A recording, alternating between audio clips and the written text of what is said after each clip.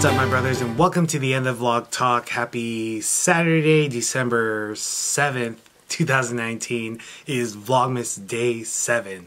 I know, I just videotaped a clip of me driving to work, and that was pretty much it. Pretty uneventful day in terms of work. I was pretty busy today and made a lot of cash.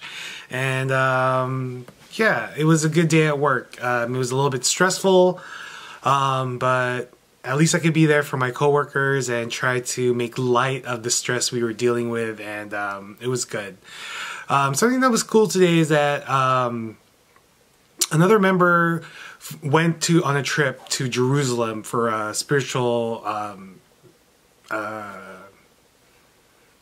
trip. I don't know how to say it, but anyway, and he texted me asking me if I could pick him up from the airport and take him home. And you know, luckily I was free, and I was getting off at the same time as he was arriving. And something that my sponsor really wants me to work on is being of service to others, and I automatically said yes.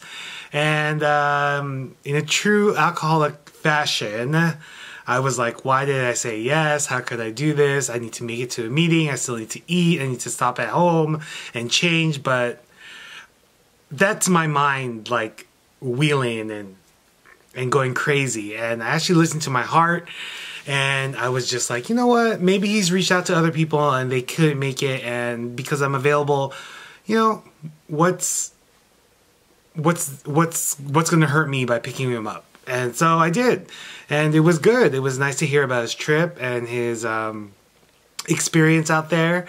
And he was really tired, so couldn't get that much out of him. But hopefully when I see him the next time, he'll tell me more stories. And it felt good to be able to be a service to a brother that reaches out for help.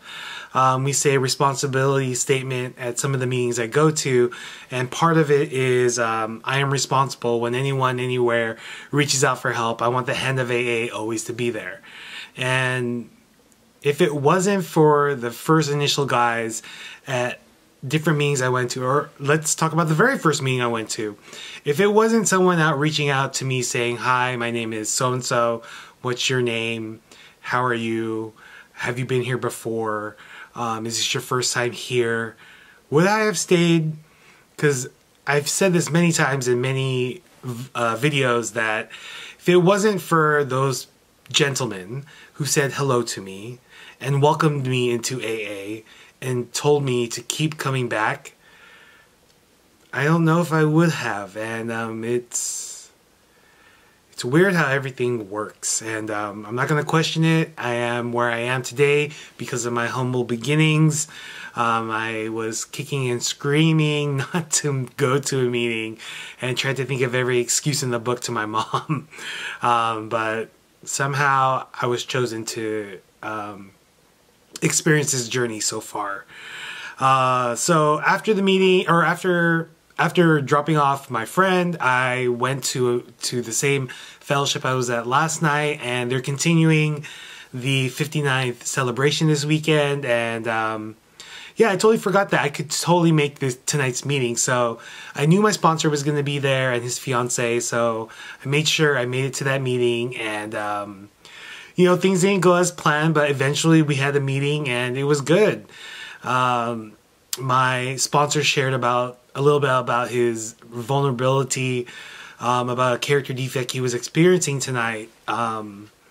Basically how he was trying to get the meeting started and, you know, get a bunch of alcoholics together, and we kind of just want to just do it whenever we're ready and not at the time frame and stick to schedules. And he shared in his talk that he was sitting in the corner pouting because he wanted to get the meeting started, and because it wasn't his way, the meeting didn't start the time he wanted it to. And it's funny because he can laugh about that 20 minutes later because he sees his character defect and can recognize it and knows that he was doing something he shouldn't be doing because he was thinking about it and not feeling it here.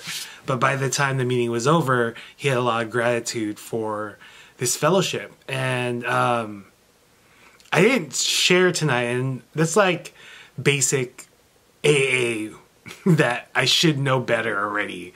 Some way, somehow, I didn't share.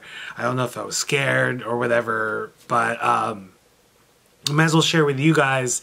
So this fellowship that's celebrating 59 years, I think I mentioned it last night, that this is where my sponsor got sober. And this is his 9th anniversary celebration he's attending, and he's so happy about it, because if it wasn't for those guys that reached out their hand to him to welcome him at his very first anniversary, he wouldn't have had that spiritual experience.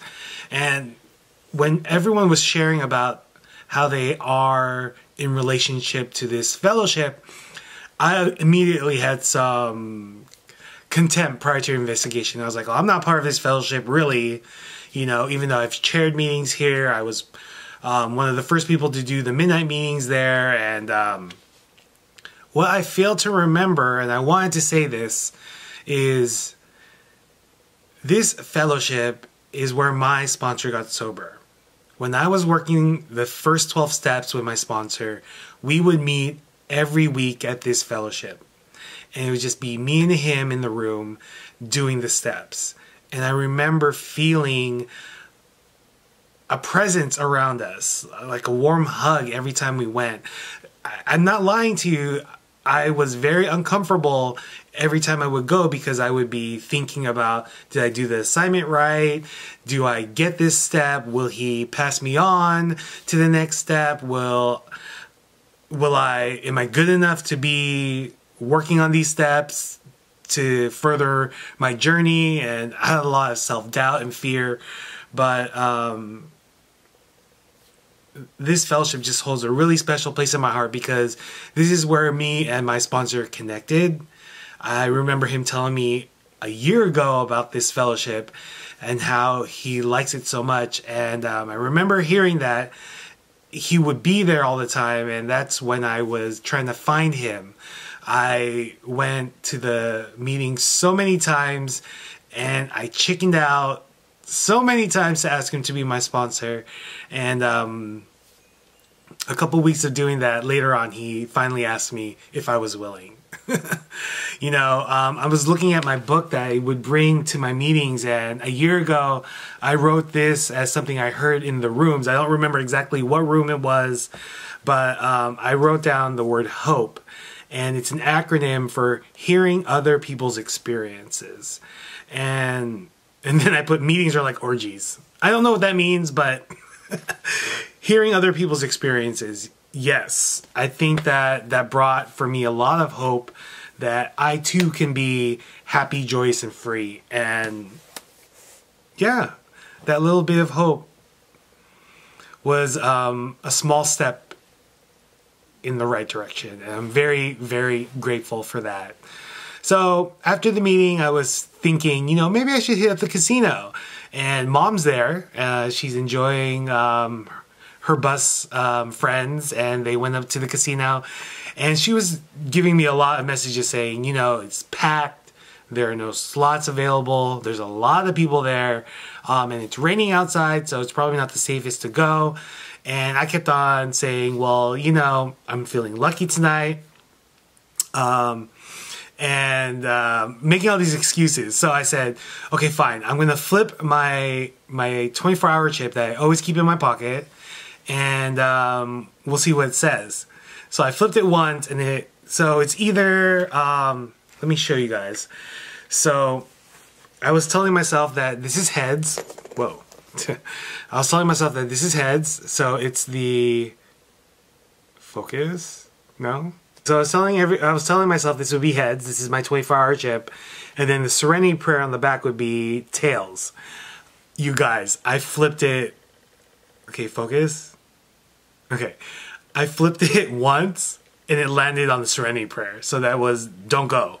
And then I flipped it again, landed on the Serenity Prayer. Said don't go. And then I flipped it a third time, and I was like, it went on the Serenity Prayer again. So message was clear. My higher power is telling me, you know, you probably shouldn't go to the casino tonight. So we'll probably go on Monday with Mom, and we'll see how it goes. But the message was clear. Every time I was trying to flip it and hoping that it would just say go once, never said go. So that's good, because now I'm able to finish this vlog for you guys. I guess this is the only part of the vlog, because I only filmed a couple of minutes of me driving, but yeah. Anyway, I'm supposed to be here tonight. I'm not supposed to be at the casino tonight, so I accept it. Now I can actually finish this video. I'm gonna eat some leftover lasagna and stuff my face and get a good night's sleep and start the day tomorrow, hopefully, God willing. Let's see. I think I'm going to talk to you guys about the 5th step tomorrow, because I'm already going on 11 minutes here. So hopefully you guys are having a great day. It feels like the holiday season finally. And that was through the room tonight. There was a Christmas tree. It was all lit up. We turned down the lights. We had candles all over the place. And you could feel the holiday spirit in the room tonight. So hopefully you guys are having a good one, and I will talk to you guys tomorrow. Remember to be confident, be humble, be honest, and most importantly, be well. Until tomorrow, my brothers. Peace. Now it's called California Great America. I was a ticket taker, and I worked at the toll booth in the parking lot.